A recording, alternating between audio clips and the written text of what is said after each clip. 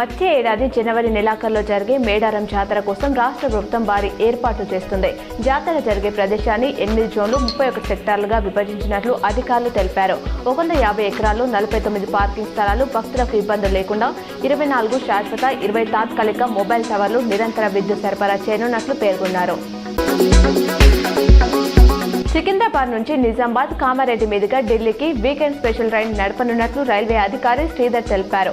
సికింద్రాబాద్ నుంచి అకోలా మీదుగా నిజాముద్దీన్ ఎక్స్ప్రెస్ ఢిల్లీ చేరుకుంటుందన్నారు. ఈ నెల 28 నవంబర్ 2న సికింద్రాబాద్ నుంచి వెళ్లి ఈ నెల 30 నవంబర్ 4న రిటర్న్ అవుతుందని వెల్లడించారు. ప్రయాణికులు ఈ అవకాశాన్ని వినియోగించుకోవాలని సూచించారు.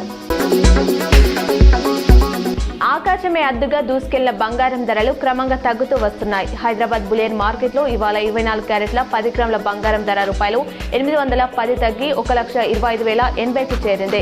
22 క్యారెట్ల 10 గ్రాముల పసిడిపై ₹750 పతనమై 1,14,650గా ఉంది. అయితే కేజీ వెండిపై ₹1000 తగ్గి ₹1,74,000గా ఉంది.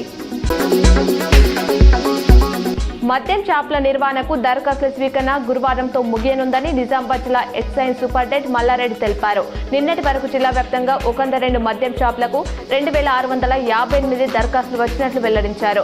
కాగా ఈ నెల 27న భారతీ గార్డెన్లో మద్యం దుకాణాల కేటాయింపు కోసం లక్కీ డ్రా నిర్వహించనున్నారు.